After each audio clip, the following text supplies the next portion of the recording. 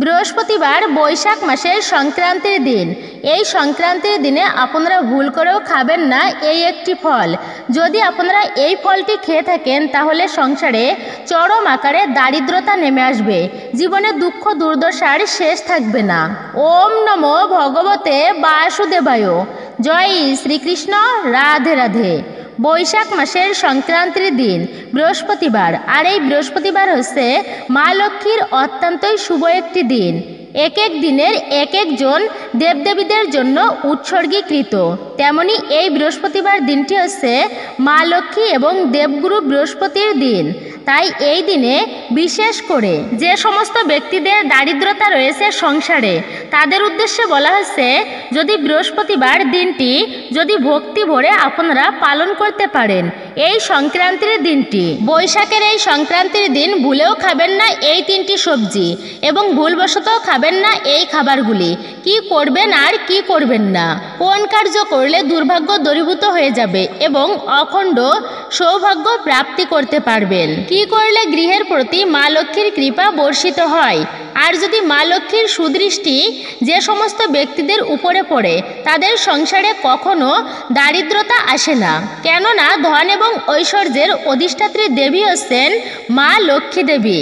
শুধু তাই নয়, ভগবান শ্রীহরি বিষ্ণুর 4 জন স্ত্রী, তার মধ্যে একজন প্রধানা স্ত্রী হচ্ছেন দেবী মা লক্ষ্মী। তার কৃপা হলে সংসারের দারিদ্রতা দূরে যায়। তাই শুধুমাত্র সংসারের দারিদ্রতা নয়, যদি লক্ষ্মী দেবীর কৃপা হয় তবে তাদের উপরে ভগবান শ্রীহরি বিষ্ণুর কৃপা দৃষ্টি বর্ষণ করে থাকেন। আর জগতে ভগবানের কৃপা হলে কোনো অশুভ শক্তির সাধ্য নেই তাদের ক্ষতি করতে পারে। সেই সমস্ত ব্যক্তিরা অন্তিমে ভগবানকে প্রাপ্ত করতে পারে। খুবই গুরুত্বপূর্ণ হতে চলেছে আমাদের আজকের এই ভিডিওর তথ্যসমূহ, প্রত্যেকেই জানা অতি প্রয়োজনীয়। নমস্কার, আমি দীপা।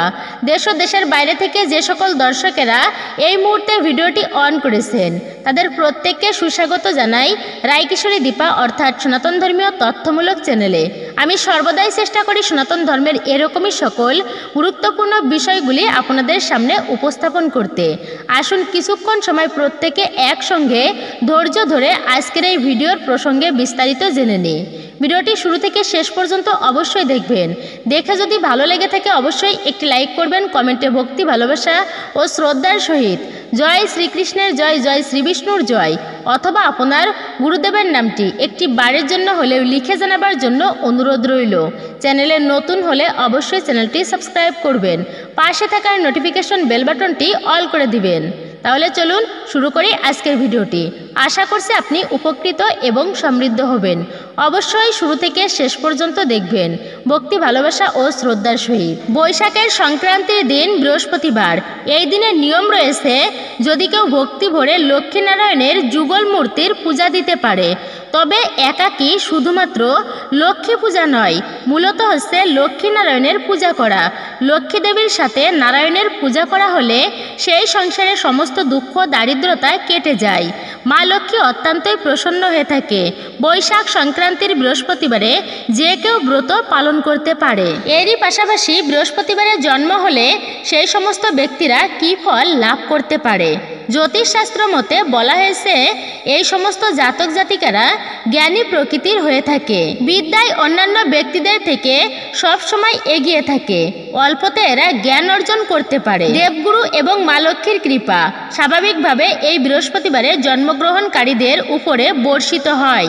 এদের জীবনে ধন সম্পদের তেমন অভাব হয় না, এরা সুন্দরভাবে জীবনযাপন করতে পারে।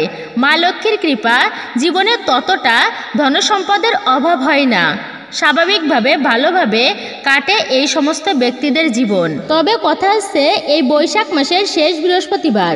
বছরে 12টি মাসের মধ্যে 3টি মাসকে সর্বশ্রেষ্ঠ বলা হয়েছে, বৈশাখ, কার্তিক এবং মাঘ মাস।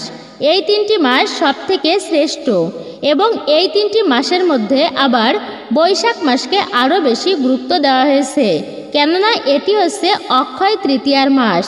যেহেতু এটা বৈশাখ সংক্রান্তি, তারপর বৃহস্পতিবার, এই দিনে এই শুভতম দিনে কিছু ধর্ম কাজ করে রাখুন বাড়িতে, এতে অখণ্ড সৌভাগ্য প্রাপ্তি হবে। মা লক্ষ্মীর বিশেষ কৃপা প্রাপ্ত হবে। অক্ষয় পূর্ণমাস বৈশাখে যে যতটুকু ধর্মকাজ করবে তা অক্ষয় হয়ে থাকে। তবে বৃহস্পতিবারে কিছু কার্য করাকে অত্যন্তই অশুভ বলা হয়েছে। তো প্রথমত হচ্ছে ক্ষৌরকর্ম করা। মনে রাখবেন, যে কোনো বৃহস্পতিবারে, সেটা সংক্রান্তির দিন হোক না কেন, চুল দাড়ি নখ এগুলো কাটতে নেই। এটাকে অশুভ বলা হয়েছে। বিশেষ করে ব্রত করলে বা কিছু শুভ দিনে ক্ষৌরকর্ম একদমই করতে নেই।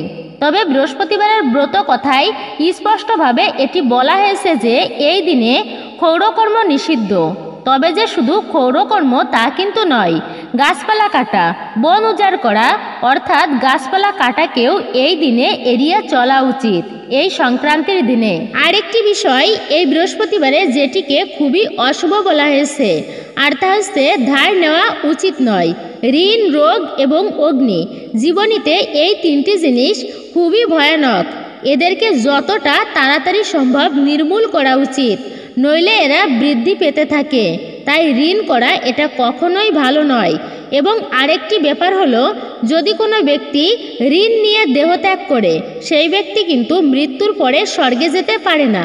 যতদিন পর্যন্ত না তার ওই ঋণ শোধ করা হচ্ছে, সে স্বর্গলোক বা উন্নত কোনো লোকে যেতে পারবে না। সেজন্য কুকুর বিড়াল হয়ে হলেও ঋণ বা ধার শোধ করে দিতে হয় এবং যতটা সম্ভব অপরের থেকে ঋণ নেওয়া থেকে দূরে থাকা উচিত। পরিবারের যদি কেউ মারা যায়, তার সন্তানাদি আত্মীয় স্বজনদের জিজ্ঞাসা করা উচিত যে আমার পিতামাতা যদি কারোর কাছে ঋণী থাকে আপনারা আমাকে জানাবেন, তাহলে সে ঋণ শোধ করে দেওয়াটাই উচিত। নইলে সে ব্যক্তির আত্মা কিন্তু শান্তি পায় না, তাকে কিন্তু সেই কষ্ট বা ঋণের বোঝা বইতে হয়। তাই জন্য কোনো পিতামাতা দেহত্যাগ করলেও সন্তানদের উচিত সেই ঋণ পরিশোধ করা, না হলে এটি অশুভ এবং অমঙ্গলের বলা হয়েছে। তাই এই বৃহস্পতিবারে সেই ধার দেওয়া বা নেওয়া দুটিকেই অশুভ বলা হয়েছে। এটি মঙ্গলময় বিষয় নয়। তবে বিশেষ প্রয়োজনে কেউ হাসপাতালে ভর্তি আছে, টাকা প্রয়োজন, কোনো দুর্ঘটনা, এমন বিভিন্ন জরুরি প্রয়োজন থাকতে পারে, সেক্ষেত্রে আলাদা বিষয়। সেক্ষেত্রে অবশ্যই ধার নিতে পারেন এবং দিতেও পারেন। তবে ধার দেওয়া নেওয়া কম করা উচিত। এবং আবার বলা হয়েছে এই দিনে যেন কেউ দ্বার থেকে ফিরে না যায় খালি হাতে। এই দিনে পরীক্ষা করতে স্বয়ং মা লক্ষ্মী বা ভগবান সাধু ব্রাহ্মণ বেশে আসতেই পারে আপনার গৃহে। তাই বাড়ি থেকে কোনো অতিথি যেন ফিরে না যায়। কোনো দরিদ্র অসহায় ব্যক্তি ভিক্ষা চাইতে এসেছে, সে যেন কষ্ট পেয়ে আপনার গৃহ থেকে ফিরে না আসে। তাহলে আপনার গৃহে যতটা পুণ্য থাকে সেই অতিথির সাথে গমন করে। এই জন্য অতিথি দেবভব, অতিথি তারা হচ্ছে দেবতুল্য। যতটা সম্ভব ব্রাহ্মণের সেবা করা উচিত। গৃহে যদি কোনো অতিথি আসে তার সেবা করা উচিত। তবে অহংকার বশে দান করা একদমই উচিত নয়। আমরা অনেক সময় দান করি, অসহায় মানুষকে অবহেলা করে মুখের উপর টাকা ছুঁড়ে ফেলে দিই। কিছু কিছু ব্যক্তি আছেন প্রচুর পরিমাণে অর্থের অহংকার দেখান। এগুলো করা একদমই উচিত নয়। শাস্ত্রে এটাকে ভালো বলা হয়নি। তাই সংক্রান্তির বৃহস্পতিবার বা বৃহস্পতিবারে যে ব্যক্তি বাড়িতে আসা অতিথির সেবা না করে, আপ্যায়ন না করে, ওই গৃহে যতই আপনি লক্ষ্মী পুজো, ঠাকুর পূজা করুন না কেন, যদি কোনো অসহায় দরিদ্রকে কষ্ট পেয়ে যেতে দেখা যায়, তবে সেই গৃহের প্রতি মা লক্ষ্মী কৃপা করেন না। এমন একটি কাহিনীতে আছে যে ভগবান শ্রীহরি বিষ্ণু নারদ মুনিকে নিয়ে, যে নারদ চলো যাই জগতে একটু পরীক্ষা করে আসি কে আমার প্রকৃত শুদ্ধ ভক্ত। তো নারদ আর ভগবান বিষ্ণু এই দুজনে ক্ষুধার্ত ব্রাহ্মণ বেশ ধারণ করেছে। তারা জগতে ভ্রমণ করতে শুরু করলো। ভ্রমণ করতে করতে হঠাৎই একজন ধনী জমিদারের বাড়ি দেখতে পেল। সেই জমিদারের বাড়ির সবাই খাবার খেতে বসেছে। এমন অবস্থায় ভিখারি রূপে ব্রাহ্মণ ভগবান শ্রীহরি বিষ্ণু এবং নারদ এসে তাদের কাছে ভিক্ষা চাইল যে জমিদার বাবু মশাই, আমাদেরকে কিছু আহার দেবেন, আমরা 7 দিন ধরে অনাহারী। আসলে তাদেরকে দেখতেও তেমন অনাহারী মনে হলো। আমরা 7 দিন ধরে কিছুই খাইনি, খুবই ক্ষুধার্ত, আমাদেরকে কিছু খাবার খেতে দেবেন। সেই জমিদারের কোনো কিছুরই অভাব নেই, এত কিছুর মালিক হওয়া সত্ত্বেও দূর দূর করে তাদেরকে তাড়িয়ে দিল। আমাদের বাড়িতে এসব চলবে না, সেবা দিতে পারবো না, কত ভিখারি দেখেছি এমন। আরে যাও যাও, চলে যাও। এবার ভগবান বিষ্ণু নারদকে নিয়ে চলে আসলো। এমন ব্যবহার দেখে আর ওই জমিদারের কথা ভেবে একটুকু কষ্ট পেল। তো নারদমণি বলল, প্রভু, ওই ব্যক্তি কোনোদিন অতিথির সেবা করে না, এই ব্যক্তিকে আপনি কি উপহার দেবেন? তখন ভগবান শ্রীহরি বিষ্ণু বলল, নারদ, এর যা ধনসম্পত্তি রয়েছে তারও বহুগুণে বৃদ্ধি পাক। এটা শুনে তো নারদমণি একটুকু অবাকই হয়ে গেল। প্রভু, এটা কেমন কথা? যার কোনো কিছুরই কমতি নেই, যে ভগবানের সেবা করে না, অতিথির সেবা দেয় না, তার ধন আরও বৃদ্ধি পাবে? এটা কেমন কথা গো প্রভু? এবার নারদমণিকে নিয়ে ভগবান বিষ্ণু এক বুড়ির তালপাতার কুঠিরে গেল। নারদ বলল, প্রভু, যে জমিদারের গৃহে গিয়েছিলাম, তো সেখানে গিয়ে সেই সেবা দিল না, আর এই দরিদ্র মানুষ এখানে গেলে কি আর সেবা দেবে? সে তো কোনো সেবাই দেবে না। ভগবান বলল, চলোই না নারদ, আমরা যাই। সেই দুগ্ধবতী গাভী থেকে সে দুধ পেত, আর ভিক্ষা করে যা পেত সেই চাল ফুটিয়ে সেই দুগ্ধ দিয়ে আহার করত। এইভাবে তার জীবন চলত। সেই বুড়িমা খাবার খেতে বসেছে। এমন সময় নারদমণি আর ভগবান বিষ্ণু ছদ্মবেশে সেই বুড়িমার বাড়িতে উপস্থিত। মা, আমরা 7 দিন ধরে অনাহারী, আমাদের কিছু খেতে দিবে? বুড়িমা যেই শুনেছে, তিনি নিজের খাবারটুকু দুজন ব্রাহ্মণের মধ্যে ভাগ করে দিল। নিজের হাতে পাখা দিয়ে বাতাস করে অতিথিদের সেবা করল। বুড়িমার যেমন সামর্থ্য রয়েছে তাই দিয়ে সেবা করেছে। এবার খাবার শেষে তারা বিদায় নিয়ে চলে যাচ্ছে। যেতে যেতে নারদ বলল, প্রভু, এই বুড়িমা তো খুবই দরিদ্র, তবু যে আপনার সেবা করেছে, এই বুড়িমাকে আপনি কি আশীর্বাদ দেবেন? তখন ভগবান বিষ্ণু বলল, দেখো নারদ, এই বুড়িমা ব্যক্তির আপন বলে একটা গাভী রয়েছে, এই বুড়িমার গাভীটাও মারা যাক। তখন নারদমণি এবার রেগেই গেল। প্রভু, এ আপনার কেমন ধরনের বিচার? যে কোনোদিন বৈষ্ণব সেবা করেনি, অতিথির অবহেলা করে তার ধন আরও বৃদ্ধি পাবে, আর যে এত দরিদ্র, এত কষ্টের মধ্যে দিয়েও জীবন কাটায়, সেই বুড়িমার গাভীটা মারা যাবে? এটা আপনার কেমন আশীর্বাদ? তখন ভগবান বিষ্ণু নারদকে বলল, নারদ, তুমি আমাকে ভুল বুঝো না, এটা প্রকৃত কৃপা নয়। এই বুড়িমার গাভী যদি মারা যায়, তবে বুড়িমা আমাকে একমাত্র সম্বল জ্ঞান করে সদা সর্বক্ষণ আমার চিন্তন করবে, আর আমি এই বুড়িমাকে এই জন্মেই কৃপা করব, আমার ধামে নিয়ে আসব। আর ওই জমিদার যত ধনসম্পত্তি পাবে ততই আমাকে ভুলে যাবে, ততই জগতে সে নিজেকে কর্তা বলে মনে করবে, আর এই কারণে ওই ব্যক্তি সহজে আমাকে প্রাপ্ত করতে পারবে না, আমার কাছে ফিরে আসতে পারবে না। এবার কথা হলো, এখান থেকে একটা শিক্ষা পাই যে আমরা যাকে ভগবানের কৃপা বলে মনে করি, আপাতত দৃষ্টিতে সেটা ভগবানের কৃপা নাও হতে পারে। হয়তোবা কষ্টের মধ্যে দিন পার করছি, হতে পারে এটা মা লক্ষ্মীর পরীক্ষা। এমন অতি কষ্টের মধ্য দিয়ে যদি ভগবানের নাম স্মরণে আসে, সদা সর্বক্ষণ ভগবানকে চিন্তন করেন, তবে বুঝতে হবে এটি ভগবানের কৃপা। তিনি আমাদেরকে কষ্ট দেওয়ার মাধ্যমে বুঝাচ্ছেন যেন বেশি করে ভগবানকে স্মরণ করি, তাহলে একদিন নিঃসন্দেহে ভগবানের কৃপা অবশ্যই প্রাপ্ত করা সম্ভব। তাই দুঃখ কষ্ট পাবার মতো কিছুই নেই। যেমন দিন কাটবে, ভগবানের কৃপায় সৎভাবে জীবনযাপন করা উচিত, ঠাকুরকে স্মরণ করা উচিত। এভাবে করে ধীরে ধীরে একদিন সেই দুঃখের অবসান হবেই হবে। এটা বলার উদ্দেশ্য হচ্ছে, এই সংক্রান্তির দিন মানে বৃহস্পতিবারে যেন কোনো অতিথি ভুলক্রমেও গৃহের দ্বার থেকে ফিরে না যায়। এটি কিন্তু সেই গৃহের উপর সব থেকে অকল্যাণের এবং অমঙ্গলের বলা হয়েছে। এবার হচ্ছে অনেকেই বলতে পারেন যে এই দিনে কি ব্রত করতেই হবে? দেখুন, অনেকেই আছেন যারা বৃহস্পতিবার ব্রত করেন, বার ব্রত পালন করেন। আপনাকে এই ব্রত উপবাস রাখতে হবেই এমন কিন্তু বাধ্যতা নেই, কিন্তু যদি মনে ভক্তি আসে তবে ব্রত করুন। যে সমস্ত মেয়েরা প্রতি বৃহস্পতিবার ভক্তি মনে মা লক্ষ্মীর পূজা অর্চনা করে, এতে দারিদ্রতা দূর হয়। কথা আছে, যে সমস্ত ব্যক্তিরা এই বৈশাখ সংক্রান্তির দিন ব্রত পালন করবেন, এক্ষেত্রে নিয়মই বা কীভাবে পালন করবেন? মনে রাখবেন, যে কোনো ব্রতের জন্য একই নিয়ম।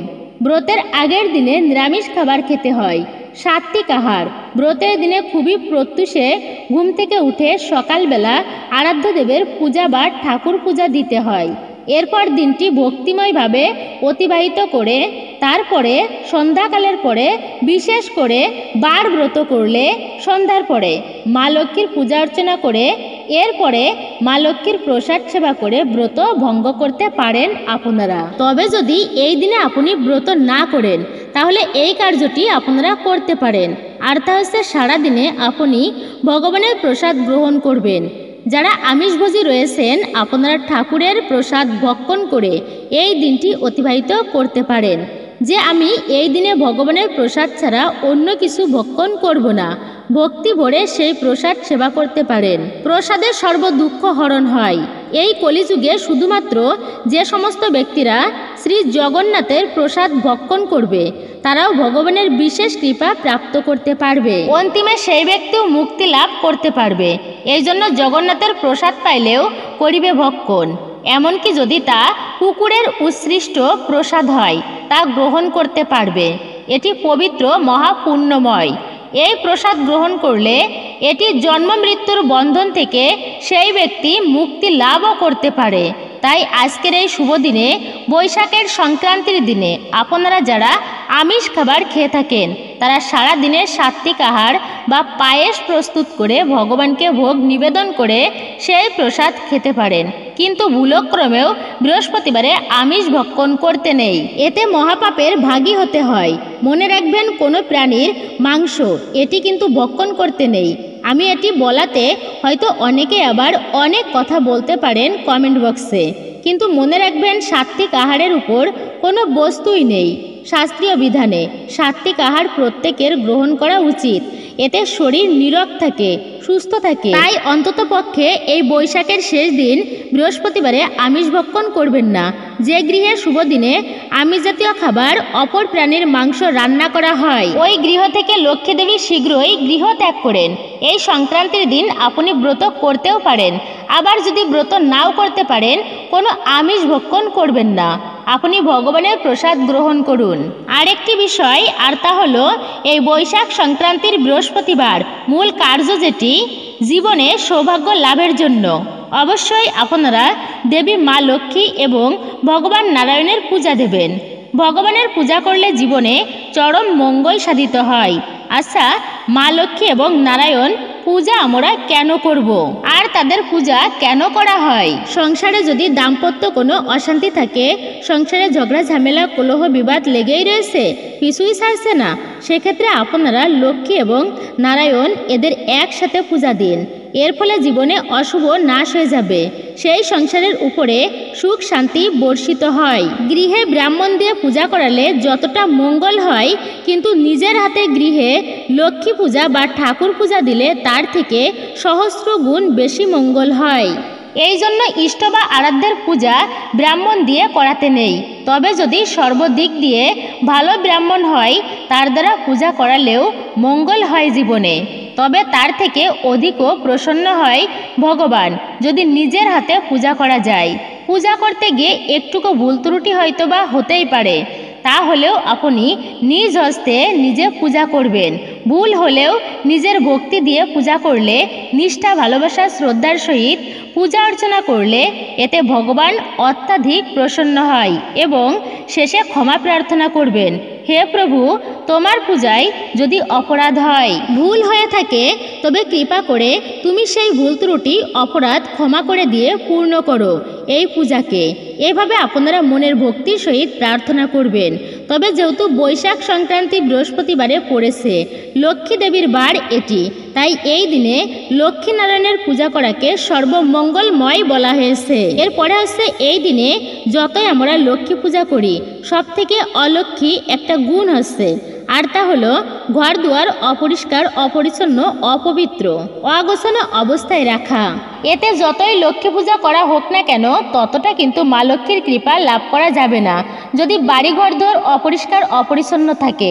এমনটা আমরা হয়তো প্রত্যেকেই জানি, ধর্মীয় নীতিতে পরিষ্কার পরিচ্ছন্নতা ধর্মের অঙ্গ, কিন্তু আসলে বিষয়টি উপলব্ধি করতে হবে। অনেকেই ঠাকুরঘরও এমন নোংরা অবস্থায় রাখে, পরিষ্কার করে না, অপরিষ্কার অবস্থায় রাখে। মনে রাখবেন ঠাকুরঘর পরিষ্কার করা জরুরি, পরিষ্কার করা উচিত, সেখানে যেন নোংরা আবর্জনা না থাকে। সংক্রান্তির আগে বা বৃহস্পতিবার লক্ষ্মী পূজা করার আগে পরিষ্কার পরিচ্ছন্ন করে রাখা উচিত। এতে মা লক্ষ্মী দেবী অত্যন্তই প্রসন্ন হয় সেই ব্যক্তির প্রতি। আর যেই গৃহের প্রতি লক্ষ্মী দেবী প্রসন্ন থাকে, ভগবানও সেই গৃহের প্রতি কৃপা দৃষ্টি বর্ষিত করে। এর পরবর্তী গুরুত্বপূর্ণ আরেকটা বিষয়, এই সংক্রান্তির বৃহস্পতিবারের জন্য এই দিনে যদি পারেন তবে কিছু ব্রাহ্মণ, বৈষ্ণব বা বাল্য সেবা দিতে পারেন। তাদেরকে বাড়িতে ডেকে এনে ভগবানের প্রসাদ সেবা করান। মহাদেবকে মা পার্বতী প্রশ্ন করল যে, প্রভু, জগতে কত ধরনের উপাসনা দেখি। কেউ করে হনুমানের উপাসনা, কেউ মা সন্তোষীর, কেউ করে কালী পূজা, কেউ বিষ্ণু পূজা করে। প্রভু, জগতে কার পূজা অর্চনা করা শ্রেষ্ঠ? তখন প্রভু শিব মা পার্বতীকে, জগতে যত প্রকার আরাধনা আছে সব থেকে শ্রেষ্ঠ আরাধনা হচ্ছে ভগবান বিষ্ণুর আরাধনা করা। তার থেকেও একটা শ্রেষ্ঠ আরাধনা হচ্ছে বিষ্ণু ভক্তের উপাসনা করা বা তার ভক্তের পূজা করা। ভগবানের পূজা অর্চনা করলে তিনি যতটা প্রসন্ন হয় তার থেকে বেশি প্রসন্ন হয় ভগবানের ভক্তের পূজা করলে। তাই ভগবানের কৃপা লাভ করতে হলে গুরু সেবা বা বৈষ্ণবের সেবার কোনো বিকল্প নেই। এই শুভ দিনে এমন কার্য করলে মা লক্ষ্মী অত্যন্তই প্রসন্ন হয়। যদি এই কার্যটি আপনারা অন্ততপক্ষে এই দিনে করতে পারেন, আর তা হচ্ছে গৃহে এই দিনে বৈষ্ণব সেবা দিতে পারেন। আপনার সামর্থ্য অনুসারে যে কয়জন পারেন সাধু, বৈষ্ণব বা ব্রাহ্মণ ডেকে ভগবানের প্রসাদ ভোজন করান। আর যদি আপনার সামর্থ্য হয় তবে অনেক বেশি ভক্তদের নিমন্ত্রণ করেও সেবা দিতে পারেন। সুতরাং আপনি যেমনইভাবে পারবেন তেমনইভাবে বৈষ্ণব সেবা দেওয়ার চেষ্টা করুন। এতে ভগবানের কৃপা অত্যন্তই বেশি করে প্রাপ্ত করা যায়। জীবনের জন্ম জন্মান্তরের সেবা আর তা অক্ষয় হয়ে থাকে। তা বৈষ্ণবের সেবা যদি এমন শুভ দিনে হয়, তার পূর্ণ ফল সহস্র গুণ বৃদ্ধি পায়। তাই আজকের এই সংক্রান্তির বৃহস্পতিবারে বৈষ্ণব সেবা দেওয়াকে সর্বমঙ্গল এবং শুভ বলা হয়েছে। তবে এই দিনে ইষ্টমন্ত্র বা গুরুদেবের মন্ত্র জপ করবেন ভগবানের কৃপা লাভ করার জন্য। এটা সর্বোত্তম সাধনা। বা হরে কৃষ্ণ মহামন্ত্র অন্তত পক্ষে 108 বার আপনারা জপ করুন এই সংক্রান্তির দিনে। সকালবেলা ঘুম থেকে উঠেই এই দিনে বা প্রতিনিয়ত যে কার্যটি করা উচিত, আর তা হচ্ছে প্রথমে ধরিত্রী মাকে প্রণাম করে এক আসনে বসে ইষ্টমন্ত্র বা ওম নমো ভগবতে বাসুদেবায় এই মন্ত্রটি জপ করা উচিত। এইভাবে মন্ত্র জপের মাধ্যমে যে ব্যক্তি প্রতিদিন দিনের শুরুটা করে তার সারাদিন ভালোভাবে পার হয় ভগবানের কৃপায়। তার জীবনে বিপদ আপদ তেমন আসে না। মন্ত্র যে দিব্য শক্তি তা সর্বদাই ব্যক্তির জীবনে অন্যরকম এক পাওয়ার যোগায়। এই জন্যই মূলত মন্ত্র জপ করা উচিত।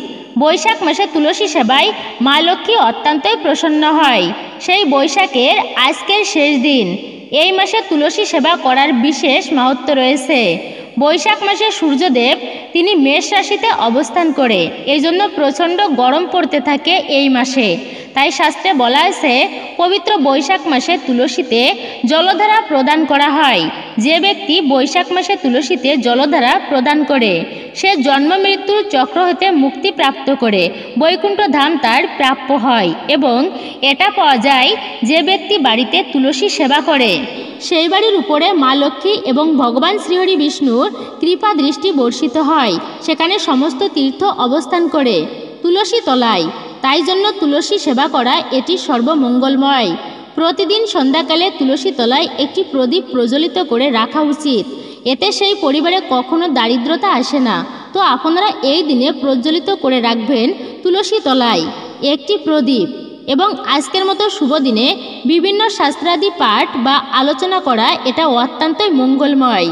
এবার আসুন আজ আমরা প্রত্যেকে একটি বারের জন্য হলেও ধৈর্য ধরে পরিবারের স্বামী সন্তানের মঙ্গলের জন্য বৈশাখের সংক্রান্তির বৃহস্পতিবারের ব্রত কথা, ব্রত মাহাত্ম্য, তাতে আপনি এই ব্রত রাখুন কিংবা না রাখুন, প্রত্যেকে ধৈর্য ধরে শ্রবণ করি। এতে একটুকু হলেও এই বৃহস্পতিবারের বা ব্রতের বিশেষ কৃপা লাভ করা সম্ভব। এবং ব্রত মাহাত্ম্য শ্রবণ শেষে অবশ্যই একটি প্রদীপ প্রজ্বলিত করে ঠাকুরের উদ্দেশ্যে নিবেদন করবেন।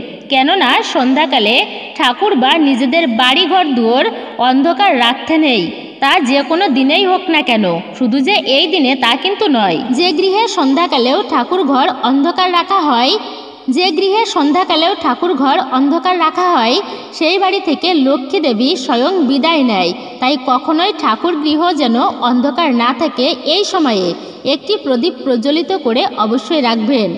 আর এই সংক্রান্তির বৃহস্পতিবারে এই ব্রত মাহাত্ম্য শ্রবণ করার পরে কিছু ফুল অথবা একটি প্রদীপ ভগবানের উদ্দেশ্যে নিবেদন করবেন। এবার জেনে নিন সংক্রান্তির দিন এই বৃহস্পতিবারের ব্রত কথা। সম্পূর্ণ অবশ্যই শ্রবণ করবেন, অসম্পূর্ণ শ্রবণ করতে নেই। সংক্রান্তির দিন বৃহস্পতিবার ব্রত কথা। বহুদিন আগে ভারতবর্ষে একজন রাজা রাজত্ব করতেন। রাজা যেমন পরাক্রমী ছিলেন তেমনই ছিলেন একজন মহৎ এবং প্রচুর দান ধর্ম পালন করতেন। দেবদ্বিজে তার খুবই ভক্তি ছিল। অপরের দুঃখে সদাই তার প্রাণ কাঁদত। কোনো সাহায্য প্রার্থী তার দুয়ার থেকে বিমুখ হয়ে ফিরে যেত না। প্রতিদিন তিনি মন্দিরে গিয়ে ঠাকুর দেবতা দর্শন করতেন। প্রজাদের নিজের সন্তানের মতোই ভালোবাসতেন। তার দরজা থেকে কোনো ব্যক্তি খালি হাতে ফিরে যেতে পারত না। স্বয়ং রাজা পর্যন্ত তাদের সেবা যত্ন করত। এই রাজা প্রতি বৃহস্পতিবার দেবগুরু বৃহস্পতির ব্রত করতেন। ষোড়শ উপাচারে ভগবান শ্রীহরি বিষ্ণুর এবং মা লক্ষ্মীর পূজা করতেন। ব্রাহ্মণ, গুরু ও অতিথিকে তৃপ্তি সহকারে ভোজন করাতেন। এছাড়া প্রতিদিন তিনি অসহায় দরিদ্র দুঃখী ব্যক্তিদের সেবা করতেন। কিন্তু তার রানী ছিল রাজার সম্পূর্ণই বিপরীত। এইসব বারব্রত, দান ধ্যান, ধর্মকার্য রানীর পছন্দ হতো না। মনে মনে সে বিরক্ত হতো, কিন্তু রাজাকে মুখ ফুটে কিছুই জানাতে পারতো না। রানী রাগে ক্ষোভে গজগজ করত। রানী কোনোদিন কোনো ব্রতও করতো না, আর কাউকে কোনো কিছুই কোনোদিন দানও করতো না। উপরন্তু রাজাকে এসব ব্রত আর দান করতে নিষেধ করত। এভাবেই কিছুদিন কেটে যায়। হঠাৎ রাজা সৈন্য সামন্ত নিয়ে মৃগয়া করতে গেলেন। প্রাসাদে রইলেন রানী আর দাস দাসীরা। তাদের মধ্যে একজন দাসী রানীর খুবই প্রিয় ছিল। রাজা শিকারে যাবার ফলে দান ধ্যান, দেবসেবা, ব্রাহ্মণ, বৈষ্ণব, অতিথি সেবা বন্ধ হয়ে গেল। এমন সময়ে একদিন স্বয়ং দেবগুরু বৃহস্পতি সাধুর ছদ্মবেশ ধরে রানীকে পরীক্ষা করার জন্য প্রাসাদের দ্বারে এসে উপস্থিত হলেন। ছদ্মবেশী দেবগুরু প্রাসাদের দ্বারে এসে ভিক্ষা চাইলেন। দাসীর কথা শুনে রানী তাড়াতাড়ি বাহিরে বেরিয়ে এসে দেখল দ্বারে একজন সাধু ব্যক্তি দাঁড়িয়ে আছে। তাকে দেখে রানীর গা জ্বলে গেল। রানী বললেন, হে সাধু মহারাজ, এই দান আর পুণ্যের উপরে আমার ঘৃণা এসে গিয়েছে। আমি অন্তঃপুরের কাজই শেষ করতে পারিনি। তাই দান ধ্যান করায় আমার স্বামী এত ব্যস্ত থাকেন যে আমার সঙ্গে ঘণ্টাখানেক কথা বলার মতো তার সময় হয় না। আপনি কি আমার একটা উপকার করতে পারবেন? সব সময় এই জন্য একজন প্রার্থী এসে দাঁড়িয়ে থাকে। রাজামশাই তো মহা পুণ্যের কাজ করছেন। সহধর্মিণী হিসাবে আপনিও তো এই পুণ্যের অংশ পাবেন। সাধু ব্যক্তির কথা শুনে রানী বললেন, না সাধু বাবা, আমার পুণ্যের প্রয়োজন নেই। আপনি কি আমার একটা উপকার করতে পারবেন? সাধু বললেন, বলুন, কি চাই আপনার? রানী বললেন, আপনি আমার উপর কৃপা করে এমন একটা ব্যবস্থা করে দিন যাতে এই ধন ও ঐশ্বর্য সর্বকিছু নষ্ট হয়ে যায় আর আমি আরামে থাকতে পারি। রানীর কথা শুনে সাধু ব্যক্তি আশ্চর্য হয়ে বললেন, হে রানীমা, আপনি তো দেখছি এক বিচিত্র মানুষ। ধন, ঐশ্বর্য এবং সন্তানের জন্য কেউ কি দুঃখী হয়? জগতে সবাই তো ধন, ঐশ্বর্য আর সন্তান কামনা করে। যে ব্যক্তি মহাপাপী সেও ধন, ঐশ্বর্য, পুত্র পাবার ইচ্ছা করে থাকে। তাছাড়া যদি আপনার কাছে ধন, ঐশ্বর্য বেশি থাকে তাহলে ক্ষুধার্ত মানুষদেরকে তৃপ্তি সহকারে ভোজন করান। বস্ত্রহীনকে বস্ত্র, ক্ষুধার্তকে অন্ন, নির্ধনকে ধন দান করুন। ধর্মশালা তৈরি করুন। যে ব্যক্তি মহাপাপী সেও ধন, ঐশ্বর্য, পুত্র পাবার ইচ্ছা করে থাকে। তাছাড়া যদি আপনার কাছে ধন, ঐশ্বর্য বেশি থাকে তাহলে ক্ষুধার্ত মানুষদেরকে তৃপ্তি সহকারে ভোজন করান। বস্ত্রহীনকে বস্ত্র, ক্ষুধার্তকে অন্ন, নির্ধনকে ধন দান করুন। ধর্মশালা তৈরি করুন। দরিদ্র লোকের অবিবাহিত কন্যার বিবাহ দিন এবং নানা প্রকার যাগযজ্ঞাদি করুন। এই সমস্ত কাজের ফলে আপনার বংশ উজ্জ্বল হবে এবং পরলোকে সর্বগতি লাভ করবেন। রানীর কিন্তু সাধুর কথায় সন্তুষ্ট হলেন না। সে বলল, সন্ন্যাসী ঠাকুর, আমার এমন অর্থের প্রয়োজন নেই। কারণ যে ধন ঐশ্বর্য মানুষকে দান করতে হবে আর রক্ষা করতে হবে, সেই রকম অর্থের কি প্রয়োজন? সাধু ব্যক্তি বললেন, রানীমা, আপনার যদি প্রকৃতই সেই ইচ্ছা হয় তাহলে তাই হবে। আমি যা বলে যাচ্ছি সেইগুলো আপনি করবেন, তাহলে আপনার মনের ইচ্ছা পূর্ণ হবে। সাধু ব্যক্তির কথা শুনে রানী আনন্দিত হয়ে বললেন, বলুন সাধু বাবা, কি করলে আমার ধন ঐশ্বর্য নষ্ট হয়ে যাবে? সাধু বাবা বললেন, রানীমা, বৃহস্পতিবারে ঘরে গোবর লেপন করবেন। মাথার উকুনাদি পরিষ্কার করবেন, মাথা ঘষবেন, ঠিক সময়ে স্নান না করে বাসি কাপড়ে থাকবেন, রাজাকে ক্ষৌরকার্য করতে বলবেন, মাছ মাংস মাদকদ্রব্য আহার করবেন, ধোপাকে কাপড় কাচতে দিবেন। এইভাবে সমস্ত বৃহস্পতিবার এমন করলে আপনার সমস্ত ধন ঐশ্বর্য নষ্ট হয়ে যাবে। এই কথা বলে ছদ্মবেশী বৃহস্পতিদেব প্রাসাদের দ্বার থেকে অন্তর্ধান হয়ে গেলেন। এইদিকে রানী সাধু ব্যক্তির কথা মতো বৃহস্পতিবারের সর্বনিষিদ্ধ কাজগুলো করতে শুরু করে দিল। 7টি বৃহস্পতিবারও অপেক্ষা করতে হলো না। 3টি বৃহস্পতিবারের মধ্যেই রাজার সমস্ত ধন ঐশ্বর্য নষ্ট হয়ে গেল। অবশেষে এমন অবস্থা হলো যে রানীর আহার পর্যন্ত জুটে না। কোনোদিন রানী উপবাসী থাকতেন, আবার কোনোদিন আধপেটা খেয়ে থাকতে হয়। ক্ষুধার জ্বালায় রাজারানী খুবই কাতর হয়ে পড়ল।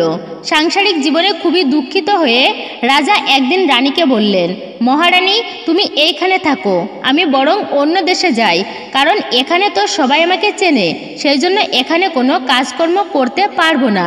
এইখানে থাকলে কারোর দ্বারে গিয়ে ভিক্ষাও করে খেতে পারবো না, অনাহারে মরতে হবে। তার চেয়ে তুমি এইখানে থাকো, আমি অন্য দেশে যাচ্ছি। এই বলে রাজা চলে গেলেন রাজ্য ছেড়ে। রাজা বহু দূরে চলে গেলেন। সেখানে কাঠুরিয়াদের সাথে জঙ্গলে কাঠ কেটে নিয়ে আসতে লাগলেন, আর তা শহরে বিক্রি করে যা পেত তাই দিয়ে কোনো ক্রমে জীবন কাটাতে লাগলেন। এইদিকে রানী অন্তপুরে দুঃখের জ্বালায় জ্বলতে লাগলো। সমস্ত দাসদাসীরা অন্তপুর ছেড়ে চলে গেল। শুধুমাত্র রানীর প্রিয় দাসী সেই রইল রানীর কাছে। রানী যেদিন যা কিছু জোগাড় করতে পারত সেদিন দুজনে ভাগ করে খেত, আর যেদিন কিছুই পেত না সেদিন তারা উপবাস করে থাকত।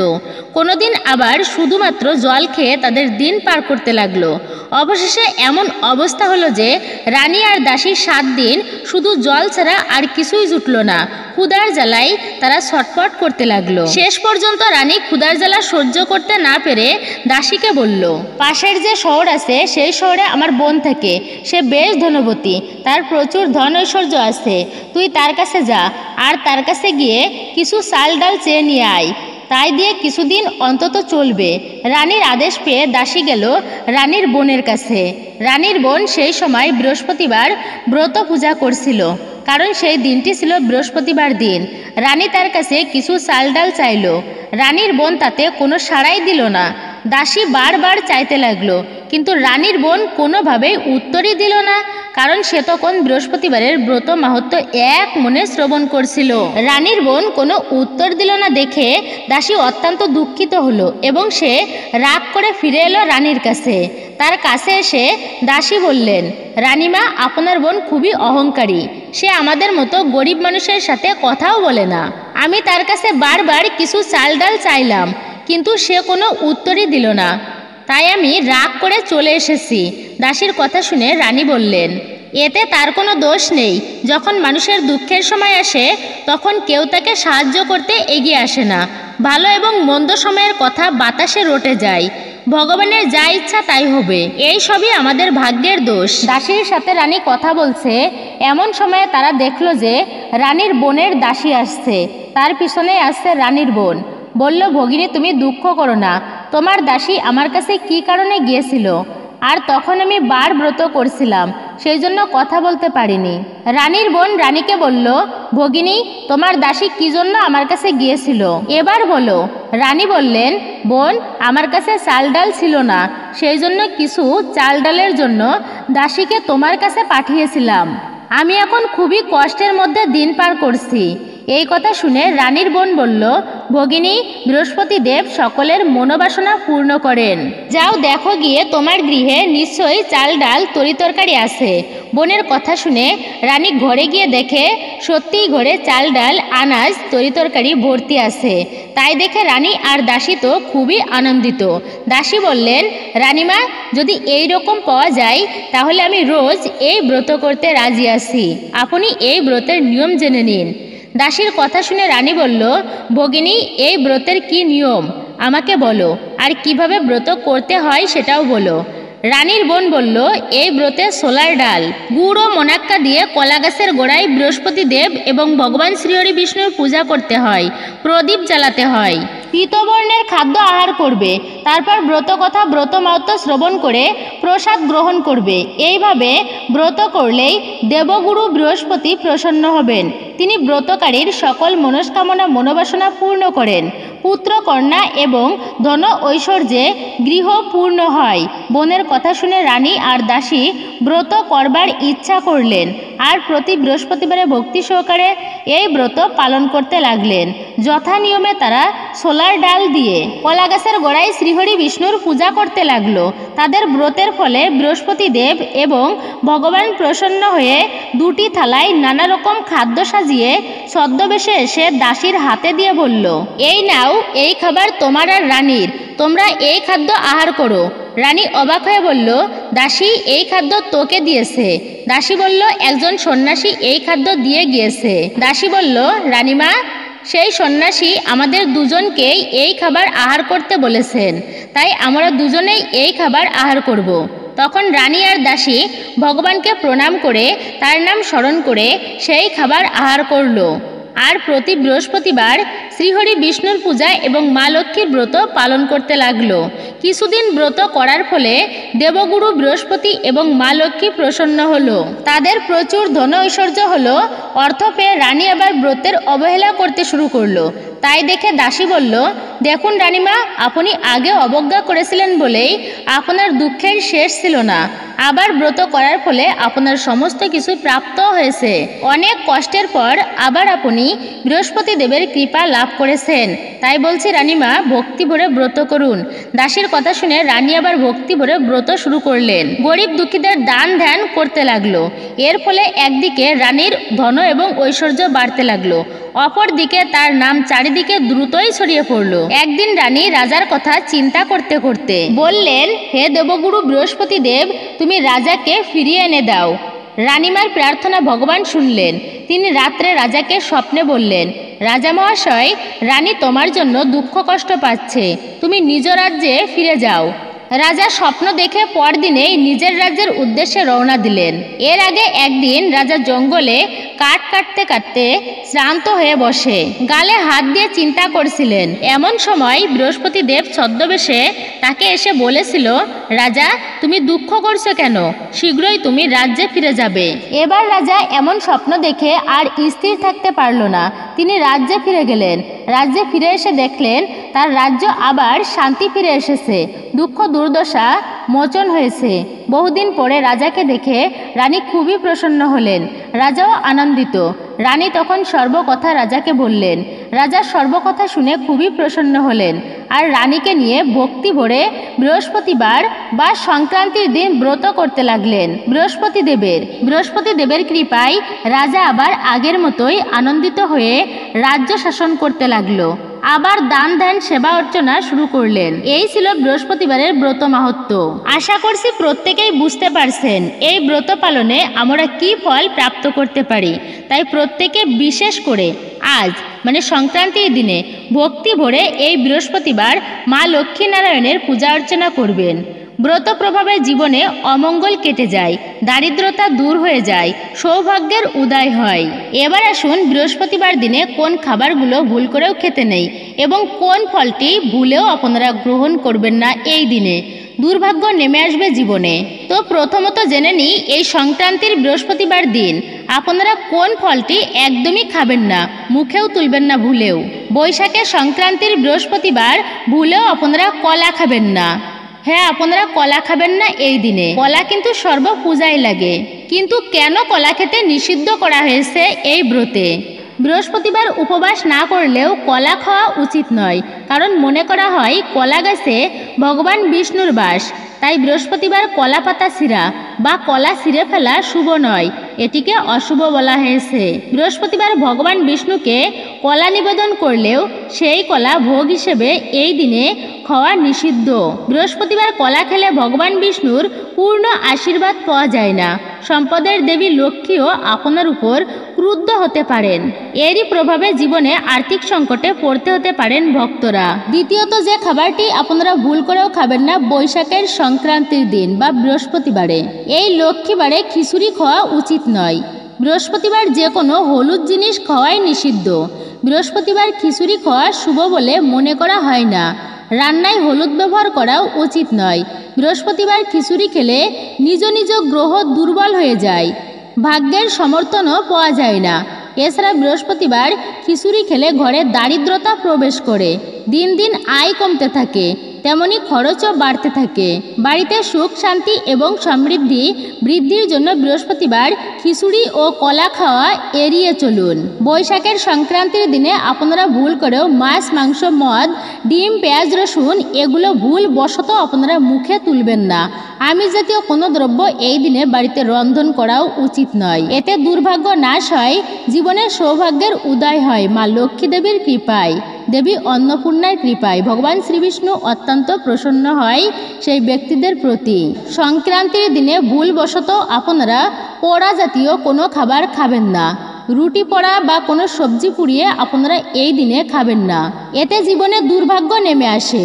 সংক্রান্তির দিনে ভুলেও খাবেন না এই তিনটি সবজি: ঢেঁড়স, পটল, উচ্ছে। হ্যাঁ, আপনারা এই তিনটি সবজি ভুলবশতও খাবেন না এই সংক্রান্তির দিনে। পুঁই শাক, কলমি শাক, মুসুর ডাল, মাসকলাই আপনারা খাবেন না এই দিনে। বৃহস্পতিবার মানেই লক্ষ্মীবার। এই দিন দেবী লক্ষ্মীর আরাধনার সঙ্গে সঙ্গে বিষ্ণুদেবেরও পূজা করা হয়ে থাকে। অনেকে আবার লক্ষ্মী ও নারায়ণের আরাধনা করে আশীর্বাদ পেতে নিজের মনস্কামনা পূরণের জন্য গুরুবারে উপবাস ব্রত পালন করে থাকেন। মনে করা হয় কর্মজীবনে বড়সড় সাফল্য পেতেও বিবাহের পথে সর্ব বাধা দূর করতে বৃহস্পতিবার উপবাস পালন করা উচিত। পাশাপাশি লক্ষ্মীনারায়ণের পূজা করলেও তা আরও সুফল পাওয়া যায়। বৃহস্পতিবারে উপবাসের সবচেয়ে বড় নিয়ম হলো এই দিন কোনো রান্নায় লবণ ব্যবহার করা উচিত নয়। সন্ধ্যার সময় ভগবান বিষ্ণুকে মিষ্টি খাবার নিবেদন করা হয়, সেই ভোগ প্রসাদ হিসেবে গ্রহণ করে উপবাস ভঙ্গ করতে হয়। বিষ্ণুদেবের আরাধনা ও উপবাস করলে সৌভাগ্য বৃদ্ধি হয়। তবে আমি আবারও বলছি, আপনারা ভুল করেও এই দিনে খিচুড়ি ও কলা মুখেও তুলবেন না। হরে কৃষ্ণ কৃষ্ণ কৃষ্ণ হরে হরে, হরে রাম রাম রাম হরে হরে। জয় শ্রীকৃষ্ণ, রাধে রাধে। এটাই ছিল আমাদের আজকের এই ভিডিওটি। এত সময় ধৈর্য ধরে শ্রবণ করার জন্য আপনাদেরকে অসংখ্য ধন্যবাদ। যদি ভালো লেগে থাকে অবশ্যই একটি লাইক করবেন, কমেন্টে ভক্তি, ভালোবাসা ও শ্রদ্ধার সহিত জয় শ্রীকৃষ্ণের জয়, জয় মা লক্ষ্মী দেবীর জয় অথবা আপনার গুরুদেবের নামটি একটি বারের জন্য হলেও লিখে জানাবার জন্য অনুরোধ রইল। চ্যানেলে নতুন হলে অবশ্যই চ্যানেলটি সাবস্ক্রাইব করবেন, পাশে থাকার নোটিফিকেশন বেল বাটনটি অল করে দিবেন। আর অবশ্যই একজন সনাতনী বোনকে আপনারা সাপোর্ট করবেন আমি আশা রাখছি। তাহলে সকালে ভালো থাকুন, সুস্থ থাকুন, পরম করুণাময় ঈশ্বরের অশেষ কৃপায়। আপনাদের সাথে আবারও কথা হবে নতুন কোনো ভিডিওর বিষয় নিয়ে।